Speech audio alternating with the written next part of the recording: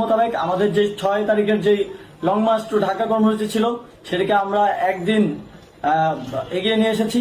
অর্থাৎ আগামীকাল 5ই অগস্ট সারা দেশের মুক্তিকামী জনতাকে ঢাকার উদ্দেশ্যে রওনা হওয়ার জন্য আমরা আহ্বান জানাচ্ছি। যারা পারবেন, যাদের পক্ষে সম্ভব হবে, আজ রাতেই আপনারা ঢাকার উদ্দেশ্যে রওনা হয়ে যান। আমরা আগামীকাল সারা দেশের মুক্তিকামী জনতাকে ঢাকায় আসার আহ্বান জানাচ্ছি। বিশেষ করে ঢাকার আশেপাশে যে জেলাগুলো আছে আপনারা দায়িত্ব নিয়ে মসজিদের মাইকে ঘোষণা দিয়ে যাদেরকে পাবেন সবাইকে নিয়ে ঢাকার উদ্দেশ্যে রওনা হন। এই লড়াই আমাদের জন্য একটি চূড়ান্ত লড়াই। আমরা চূড়ান্ত ঘোষণার জন্য প্রস্তুত, আমরা গণভবনের দিকে যাত্রার জন্য প্রস্তুত এবং সেই উদ্দেশ্যেই আপনারা সবাই ঢাকা আসুন। আমরা আপনাদের সবাইকে নিয়ে আমাদের চূড়ান্ত দাবি আদায়ে এগিয়ে যাব। আমি জানি না সমন্বয়করা আজকে রাতে বেঁচে থাকতে পারবে কিনা, কিন্তু আপনাদের উপর আমরা এই দায়িত্ব দিচ্ছি।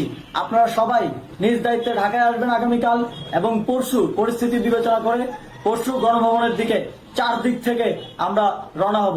আমরা খুব আতঙ্কের সাথে লক্ষ্য করছি যে ছাত্রলীগ, যুবলীগ এবং আওয়ামী লীগের গুন্ডারা পুলিশের অস্ত্র দিয়ে পর্যন্ত সাধারণ জনগণের উপর হামলা করছে। কিন্তু একটি সুখের খবর হচ্ছে সারা দেশের বিভিন্ন স্থানে সেনাবাহিনী ছাত্র জনতার পক্ষে দাঁড়িয়েছে। আবার কিছু কিছু জায়গায় যেমন মিরপুর ও মোহাম্মদপুরে সেনাবাহিনী ছাত্র জনতার বিপক্ষে দাঁড়িয়ে গুলি চালাচ্ছে। আমরা সেনাবাহিনীর প্রতি আহ্বান জানাতে চাই, আপনারা এদেশের নাগরিক এবং আপনারা এদেশের নিরাপত্তার দায়িত্বে আছেন, এদেশের জনগণের যানবাহনের নিরাপত্তার দায়িত্বে আছেন। আপনারা দেশের পক্ষে এবং দেশের জনগণের জন্য কাজ করবেন। কোনো খুনি সরকারের জন্য, কোনো খুনি রাজনৈতিক দলের জন্য কাজ করবেন না। এটি এদেশের জনগণ আপনাদের থেকে প্রত্যাশা করে।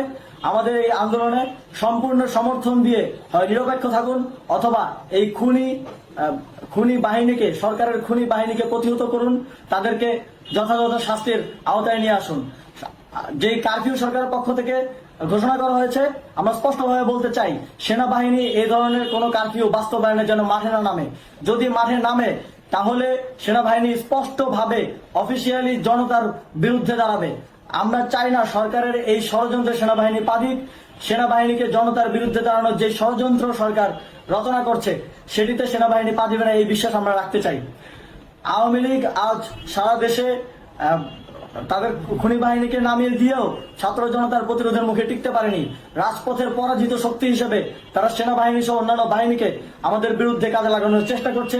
এই চেষ্টাকে, এই ষড়যন্ত্রকে ব্যর্থ করতে হবে এবং আগামীকাল সারা দেশে মসজিদে মসজিদে ঘোষণা দিয়ে ঢাকার উদ্দেশ্যে আপনারা রওনা হন। প্রত্যেকটি পরিবার থেকে অন্ততপক্ষে একজনকে ঢাকার উদ্দেশ্যে রওনা করে দিন, এই ইতিহাসের সাক্ষী হতে একটি নতুন